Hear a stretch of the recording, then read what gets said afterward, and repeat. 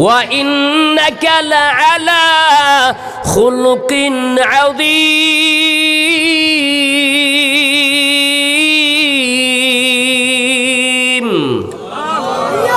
এরে নবীর উম্মতের দল, আমার আল্লাহ বলেন আমি আমার নবীকে উত্তম চরিত্র দিয়া বানিয়েছি। সুবহানাল্লাহ। মানুষের চরিত্র হইল তিন প্রকার। কত প্রকার? এক নাম্বার চরিত্র খুলুকে হাসান, দুই নাম্বার চরিত্র খুলুকে কারিম, তিন নাম্বার চরিত্র খুলুকে আযীম। এরে মুসলমান, খুলুকে হাসান কাকে বলা হয়? আপনাকে কেউ থাপ্পড় দিল, আপনি সমান সমান কাছাসটা আদায় করে দিলেন, একটা থাপ্পড়ই দিলেন, একে বলা হয় খুলুকে হাসান। আপনি সুন্দরভাবে একটা থাপ্পড় দিয়ে সমান সমান কাছাস আদায় করলেন। খুলুকে কারিম কাকে বলা হয়? এরে নবীর উম্মতের দল, খুলুকে কারিম বলা হয় আপনাকে কেউ থাপ্পড় দিল, আপনি কাসাস আদায় করলেন না, বরং আপনি লোকটাকে মাফ করে দিলেন, একে বলা হয় খুলুকে কারিম। তিন নম্বরের চরিত্র হইল খুলুকে আযীম। এটা একমাত্র নবীদেরকে দিয়েছেন, এর মধ্যে সবচেয়ে উত্তম চরিত্র দিয়েছেন আপনার আমার নবীকে। সুবহানাল্লাহ। আল্লাহ নিজের ব্যাপারে বলেছেন ওয়াহুয়াল আলিয়ুল আযীম, সুবহানা রাব্বিয়াল আযীম। এরে মুসলমান, আমার আল্লাহ নবীজিকে উত্তম চরিত্র দিয়ে পাঠিয়েছেন। এরে মুসলমান, দুই একটা উদাহরণ দিলে বুঝবেন। আমার পয়গম্বর গেলেন তয়ফের ময়দানে ইসলামের দাওয়াত দেওয়ার জন্য। লা ইলাহা ইল্লাল্লাহ, জোরে লা ইলাহা ইল্লাল্লাহ, লা ইলাহা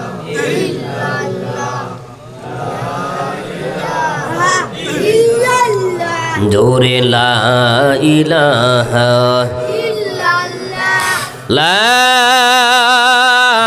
ইলাহা ইল্লাল্লাহু মুহাম্মাদুর রাসূলুল্লাহ সাল্লাল্লাহু আলাইহি ওয়াসাল্লাম। খুলুকে আযীম কাকে বলা হয়? আরে মুসলমান, যার সাথে কেউ যদি খারাপ ব্যবহার করে, উল্টা উনি তার সাথে ভালো ব্যবহার তো করেনি, তার চরিত্র দেখিয়া অন্য মানুষগুলি তার রঙে রঙিন হয়ে যায়। সুবহানাল্লাহ। আল্লাহর নবী তয়ফের ময়দানে গেলেন ইসলামের দাওয়াত দেওয়ার জন্য। এর মুসলমান, খুলুকে আযীম কাকে বলা হয় উদাহরণ দেওয়ার জন্য গত ঘটনাকে সামনে নিয়ে আসলাম। আল্লাহর নবী গেলেন তয়ফের ময়দানে যাইয়া বলতে আছেন কুলু লা ইলাহা ইল্লাল্লাহ তুফলিহুন। এরে তয়ফবাসীরা বলিয়া নাও, লা ইলাহা ইল্লাল্লাহ তুফলিহুন, এই কথার যদি সাক্ষ্য দাও তাহলে তোমরা সফলতা অর্জন করবে, অর্থাৎ তোমরা জান্নাতি হয়ে যাবে, মুসলমান হয়ে যাবে, জাহান্নাম থেকে বাঁচবে, জান্নাতি হয়ে যাবে। সুবহানাল্লাহ। কিন্তু তয়ফের মানুষের আল্লাহর নবীর সাথে ওনার দাওয়াত তো গ্রহণ করলেনি না, উল্টা আল্লাহর নবী রহমাতুল লিল আলামিনের সাথে খারাপ ব্যবহার আচরণ করতে লাগলো। আল্লাহর নবীকে তয়ফের দুষ্ট মানুষেরা ধাক্কা দিয়ে দিয়ে দিয়ে দিয়ে তাদের শহর থেকে বের করে দিচ্ছে। আল্লাহর নবীকে 3টা জায়গার মধ্যে মেরেছে।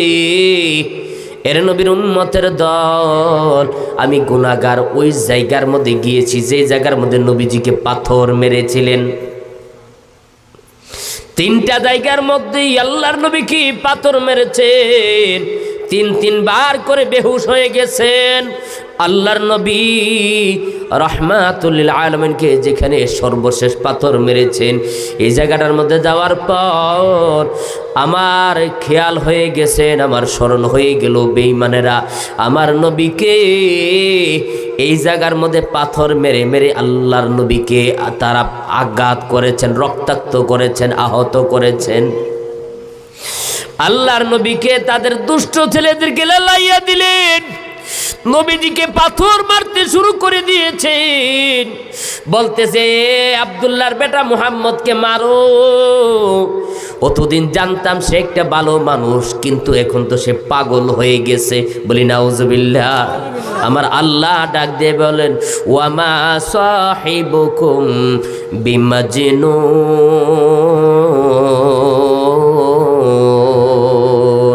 আল্লাহু আকবার। এরে নবীর উম্মতের দল, আমার আল্লাহ বলেন তোমাদের সাথী আমার পয়গম্বর পাগল নয়, পাগল নয়। আমার নবী তোমাদের জন্য পাগল, সত্য রাস্তা দেখানোর জন্য এসেছে। নবীজিকে পাথর মারা আরম্ভ করে দিয়েছেন। যায়েদ ইবনে হারেসা ছিল আল্লাহর নবীর সঙ্গের সাথী। যায়েদ ইবনে হারেসা একবার সামনের দিকে যায় পাথর প্রতিহত করে, আবার পেছনের দিকে যায় পাথর ফিরাচ্ছেন যায়েদ ইবনে হারেসা। তাদেরকে বলতে আছেন ওরে তয়েববাসীরা, আমার নবীকে কেন তোমরা এভাবে করে পাথর মারতেছো? আমার নবী তো তোমাদেরকে গালিও দেই নাই, তোমাদের থেকে তো টাকাও চাই নাই, পয়সাও চাই নাই। ওরে তায়েববাসীরা কেন আমার নবীকে মারতেছো? তোমরা কি জানো না আমার পয়গম্বরের, আমার নবীর মাও নাই, আমার নবীর বাবাও নাই, আমার নবী এতিম, বড় অসহায়। কেন তোমরা পাথর মারতেছো? যায়েদ ইবনে হারেসা ফিরাইয়া রাখতে পারতেছে না। তাদের এই বেয়াদবি দেখিয়া পাহাড় পরিচালনার ফেরেশতারা উপস্থিত হয়ে গেছে, জিবরাইল উপস্থিত হইয়া গেছে। ওগো আল্লাহর পয়গম্বর, তয়েববাসীদের বেয়াদবি আমার আল্লাহ উপলগন করেছে, আমার আল্লাহ দেখেছে। ওগো পয়গম্বর, আপনি আদেশ করেন তয়েববাসীকে দুইটা পাহাড় দিয়া তাদেরকে পিছে ধ্বংস করে দেওয়া হইবে। আল্লাহর নবী এমনি জিব্রাইলকে বলেন ওরে জিব্রাইল, তোমার চেহারা দেখে বুঝতে পেরেছি তুমি গুসা হয়ে গেছো। আমার আল্লাহ হয়তো গুসা হয়ে গেছে, রাগ হয়ে গেছে। ওরে জিব্রাইল, তোমার সাথে যদি কথা বলতে থাকি, আমার আল্লাহ যদি এদিক দিয়া যদি গজব নাজিল করে দেয়, আমি কার দরবারে যাই আমি ইসলামের দাওয়াত দিব? আমার নবী দাঁড়াইয়া থাকতে পারতেছে না, রক্ত মাখা দুইটা হাত আল্লাহর দরবারে বাড়াইয়া দিলেন। হে গো মালিক, তারা চিনে না আমি যে তোমার নবী, তারা জানে না মালিক আমি যে তোমার নবী। আল্লাহ যদি চিনতো জানতো আল্লাহ, তাহলে তারা এইভাবে করে আমাকে পাথর মারতো না। আল্লাহ আল্লাহ তারা তয়েববাসীকে আল্লাহ তুমি ক্ষমা করে দাও। জিব্রাইলের চেহারা দিকে বুঝতে পেরেছি আল্লাহ জিব্রাইল রাগ হয়ে গেছে। এগো মালিক, হয়তো তুমি আল্লাহ রাগ হয়ে গেছো। আল্লাহ তাদের পক্ষ থেকে ক্ষমা চাই, দয়া করে আল্লাহ তয়েববাসীকে তুমি মাফ করে দাও। জোরে জোরে বলি সুবহানাল্লাহ। আমার আল্লাহ ডাক দিয়ে বলেন ওয়ামা আরসালনাকা ইল্লা রাহমাতাল লিল আলামিন। আল্লাহু আকবার। এরে নবীর উম্মতের দল, আমার আল্লাহ বলেন হে গো নবী, আপনাকে দুনিয়ার মানুষের জন্য, আমি দুনিয়ার সকলের জন্য, আমি সমস্ত আলমের জন্য আপনাকে রহমতের দূত বানাইয়া পাঠিয়েছি। শান্তির প্রতীকে আপনি এত করে মানার পর তথাপি আপনি বদদুয়া করেন না, উল্টা তাদের জন্য আপনি দোয়া করতেছেন। এর নবীর উম্মতের দল, সেই নবী এখনো আমাদের জন্য রওজার মধ্যে শুইয়া শুইয়া কাঁদতে আছেন, ঠিক কিনা বলেন? মনে বড় আশা ছিল যাহাব মদিনায়, মনে বড় আশা ছিল যাব মদিনায়। সালাম আমি করব গিয়ে, সালাম আমি করব গিয়ে নবীজির রওজায়,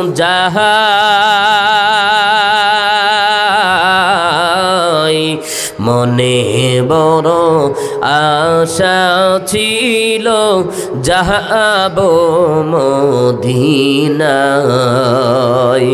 মনে বড় আশা ছিল যাব মদিনায়।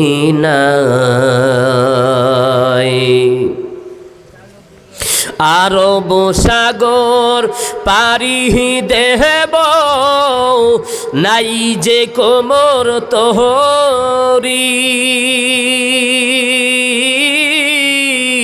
পাখি নই যে উড়ে যাব ডানাতে ভর করি। আরব সাগর পারি দেব নাই যে কোমর তোহরি, পাখি নই যে উড়ে যাব ডানাতে ভর করি। আমার আশায় আছে সম্বল নাই, আমার আশায় আছি সম্বল নাই, করি কি উপায়, মনে বড় আশা ছিল যাব মদিনায়, মনে বড় আশা ছিল যাব মদিনায়। কাফেলাতে কে যাও তুমি, কে যাও বে তোহরি, আমায় সঙ্গে করে নিবানি ভাই খানি কৃপা করি। সঙ্গে যদি নাহি নিবা গিয়ে মদিনা,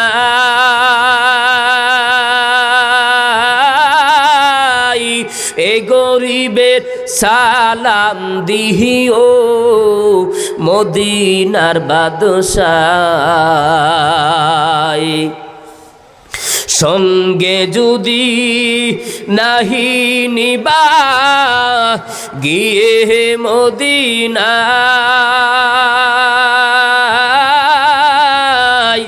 এ গরিবের সালাম দিও মদিনার বাদশাহ। আমার আশায় আছি সম্বল নাই, আমার আশায় আছি সম্বল নাই, করি কি উপায়, মনে বড় আশা ছিল যাব মদিনায়। সালাম আমি করব গিয়ে, সালাম আমি করব গিয়ে নবীজির রওজায়,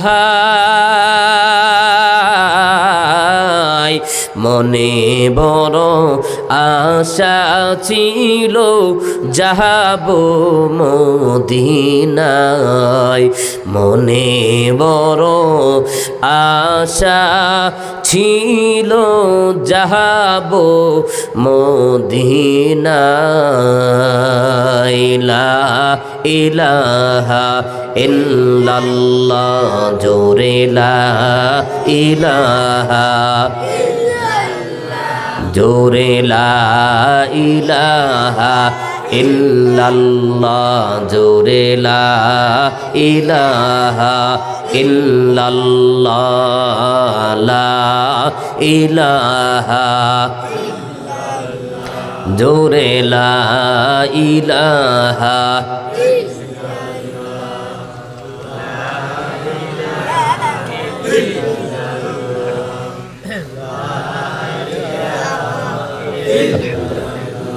লা ইলাহা ইল্লাল্লাহ জোরে লা,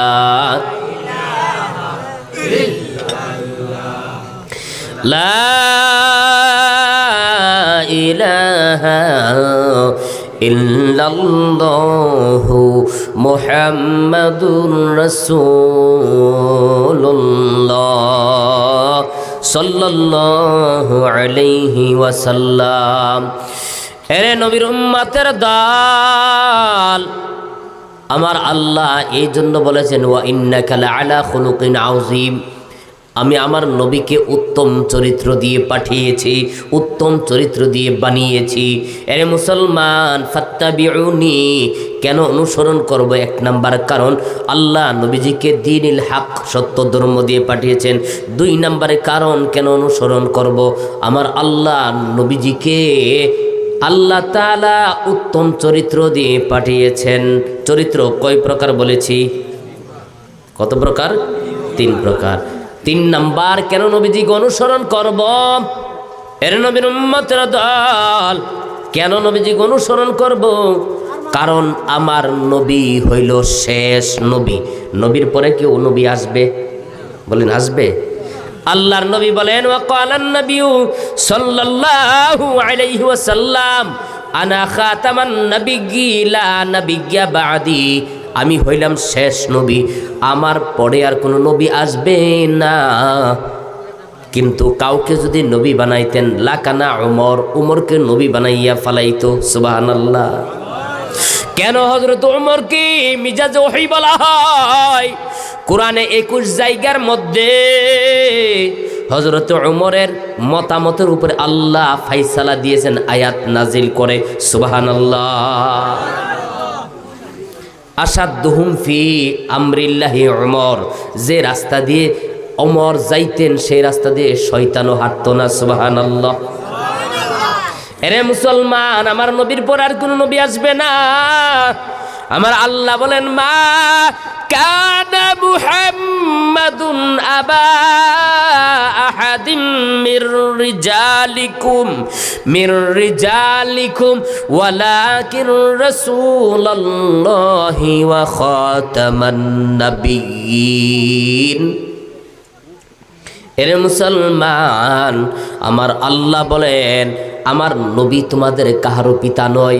এই আয়াতটা নাজিল হওয়ার পেছনে একটা শানে নুজুল আছে, একটা কারণ আছে। এটা বলবো না কারণ সময় কম, যেই বিষয়টা নিয়েছি বিষয়ের উপর আলোচনা করে ফেলি। আমার আল্লাহ বলেন আমার নবী তোমাদের কাহারও পিতা নয়, উনি হইল রসুল। কেমন রসুল? খাতামান নাবিয়্যিন, শেষ নবী। সূরা বলি সুবহানাল্লাহ। আমার নবী কি নবী? শেষ নবী। আমার নবীর পরে কোন নবী আসবে? গোলাম আহমদ কাদিয়ানী সে নবী দাবি করেছে, ঠিক কিনা বলেন? এই জন্য পায়খানার মধ্যে পরে পায়খানা খাইয়া তারপরে মারা গেছে, ঠিক কিনা বলেন? টয়লেটের মধ্যে পরে লেপটিনের টয়লেট খেয়ে প্রস্রাব পায়খানা খাইয়া দুনিয়া থেকে বিদায় আমার আল্লাহ করেছেন যে আমার নবীর সাথে যারা বেয়াদবি করবে, কারণ আমি সিলমোহর দিয়া নবীজিকে পাঠিয়েছি, শেষ নবী। সুবহানাল্লাহ। নবীজির সিনা মুবারকের বাম সাইডে মোহরের নবুয়ত একটা ছিল। জোরে জোরে বলি সুবহানাল্লাহ। কোন কোন মুহাদ্দিসগণ বলেছেন আমার নবীর পেছনের দিক দিয়ে সিসি ক্যামেরা হলো সেই মোহরে নবুয়ত। জোরে জোরে বলি সুবহানাল্লাহ। নবীজির পেছনের দিক দিয়া সিসি ক্যামেরা হলো কোনটা? মোহরে নবুয়ত। জোরে জোরে বলি সুবহানাল্লাহ। নবীজির সামনে যেভাবে দেখতেন পেছনে এইভাবে দেখতেন। আল্লাহু আকবার।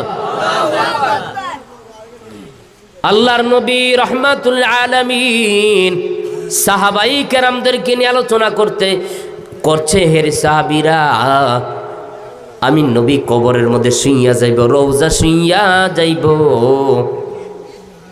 অতএব বন্দার হক আল্লাহর হক আল্লাহ মাফ করেন না। দুইটা জিনিস, একটা হলো হকুল্লাহ আর একটা হকুল ইবাদ। দুইটা জিনিস আল্লাহ মাফ করেন না। এর নবীর উম্মতের দল, বন্দার হক কি? যদি আমি চাকরির মধ্যে না যাই, উপাসে মরবো, না খেয়ে মরবো, এটা শিরিক, এটা বন্দার, এটা আল্লাহর হক। এটা কার হক বলেন? কার হক? খাওয়াই কে? রিজিক দেয় কে? রিজিক দেয় কে? আমরা কালুবির মধ্যে একটা ঘটনা পড়েছি। একটা খেজুর গাছের মধ্যে একটা পাখি নিয়ে ওই জায়গার মধ্যে খাবার দিচ্ছে। এক আল্লাহর ওলি রাস্তা দিয়ে যাচ্ছে, দেখছেন আরে এটা পাখিটা নিয়ে খাবার দিচ্ছে, হয়তো বাচ্চা টাচ্চা এখানে দিয়েছে। আল্লাহর নবী গাছটার উপরে উঠল, খেজুর গাছটার উপরে উঠে উনি আশ্চর্য হয়ে গেছেন যে খেজুর গাছের মধ্যে একটা অন্ধ সাপ, তার চক্ষু দুইটা নাই। সুবহানাল্লাহ বলেন। অন্ধ সাপটা হা করে আছে আর পাখি নিয়ে নিয়ে অন্ধ সাপটাকে খাওয়াচ্ছে। জোরে জোরে বলি সুবহানাল্লাহ। ওয়াল্লাহু খায়রুর রাযিকিন। আমার আল্লাহ বলেন আমি হলাম উত্তম রিজিক দাতা। ওয়ামা মিন দাব্বাতিন ফিল আরদি ইল্লা আলাল্লাহি রিজকুহা। আমার আল্লাহ বলেন পৃথিবীর মধ্যে এমন কোনো জীব নাই, যে জন্তু নাই, পাখি নাই, পশু নাই, যত মাখলুক আমি আল্লাহ বানিয়েছি, রে আমার বান্দা বান্দিরা, আমি আল্লাহ সকলের রিজিকের ব্যবস্থা করি। আমি আল্লাহ। জোরে বলি সুবহানাল্লাহ। রিজিকের ব্যবস্থা কে করেন? তাহলে আপনি যে বলছেন আমি যদি চাকরির মধ্যে না যাই তাহলে না খেয়ে মরবো, যদি কাজে না যায় তাহলে কি না খেয়ে মরবো, ওই ধান ক্ষেতের মধ্যে আমি সবজি ক্ষেতের মধ্যে যদি সময় মতো পানিটা যদি না দিতাম রে বাহ,